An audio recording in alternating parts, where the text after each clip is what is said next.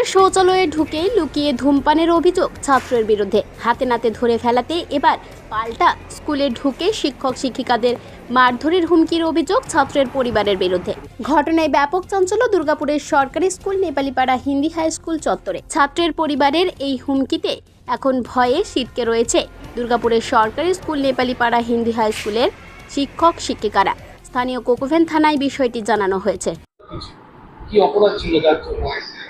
22 তারিখে আমাদের যখন লাস্ট পিরিয়ড চলছিল 8th পিরিয়ড, তখনই দুটি বাচ্চা টয়লেটে সিগারেট খাচ্ছিল। টিচার ধরেছে ওকে, ধরার পরে ছেলে পকেট থেকে মাচিস পাওয়া গেল এবং যে সিগারেটে যে নিচে থেকে ছোটো যে আমার ফেলে দিই যাকে, ওইটা বাথরুম থেকে পাওয়া গেছে এবং দুটো ছেলে মুখ থেকে দুর্গন্ধ আসছিল।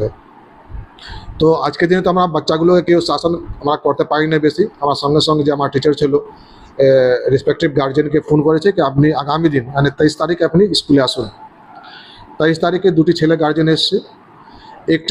একটি বাচ্চা সাগরভাঙা থাকে আর একটি বাচ্চা আমার স্কুলের সামনে তার বাড়ি। যে সামনে বাড়ি তার মা বাবা দুজনই এসছে। ওরা বললো কি স্যার বাচ্চা ভুল করেছে, আমরা এনশিওর করছি কি আগামী দিন এরকম কোনো ইনডিসিপ্লিন কাজ করবে না।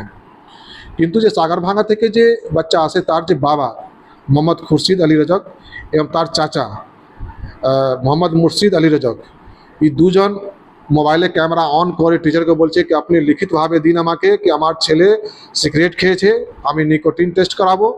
টিচার বলছে কি আপনি ক্যামেরা কেন করছেন, আপনি কথা বলুন, আপনার কথা বলতে ডেকেছি। কোনোভাবে মানতে রাজি নেই।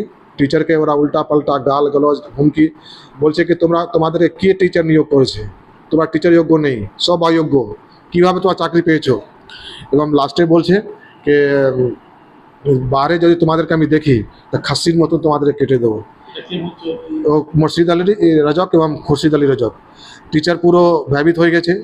আর একটু এটা মতলব কোইডেন্স বলুন আর যে বলুন, ওই দিন আমি স্কুলে ছুটিতে ছিলাম, আমি ছিলাম না, আমার একটু অনুষ্ঠান ছিল, আমি ওই দিন স্কুল থেকে বাইরে ছিলাম।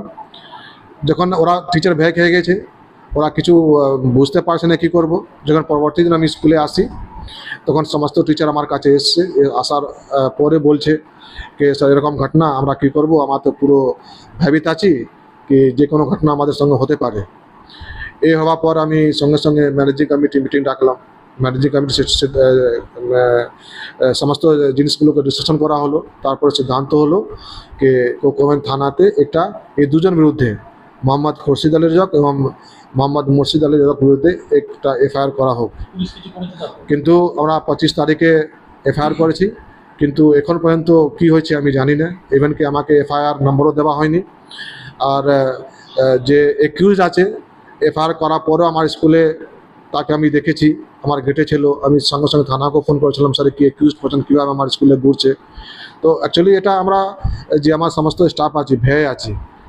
যদিও অভিযোগ ভিত্তিহীন, পাল্টা দাবি ওই ছাত্রের পরিবারের। স্কুলের এক শিক্ষকের বিরুদ্ধে পাল্টা দুর্ব্যবহারের অভিযোগ তোলে ছাত্রের পরিবার।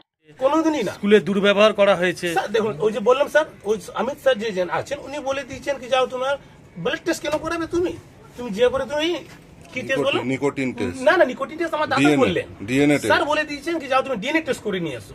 তার জন্য রেগে গেছিলেন? তাই জন্য দাদা আমার রেগে গেছে, রেগে গিয়ে বলেছে যে বাইরে বেরোলেই মারবো। না না না না না না না না স্যার এইসব ভাষা যদি বাইরে যদি মানুষ বলে তাহলে একটু মানুষ খারাপ লাগবে তো। কোনো অভিযোগ ভিত্তিহীন। হ্যাঁ মানে গার্জিয়ান স্যার উনি বলেছেন ডিএনএ টেস্ট বলুন, আমরা স্যার মানে মানুষ আমাদের স্যার একটু ভুল হতে পারে। আপনারা পুলিশকে জানিয়েছেন? হ্যাঁ হ্যাঁ পুলিশকে বলেছি, সব ব্লাড টেস্টও করানো হয়েছে।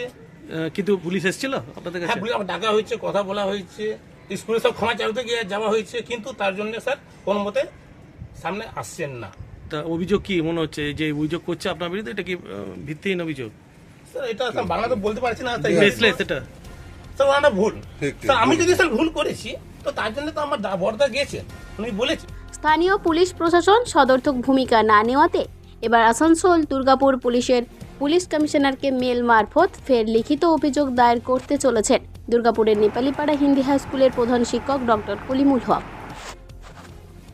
দুর্গাপুর থেকে অনুরাধা সেনগুপ্তের রিপোর্ট, খাঁটি খবর।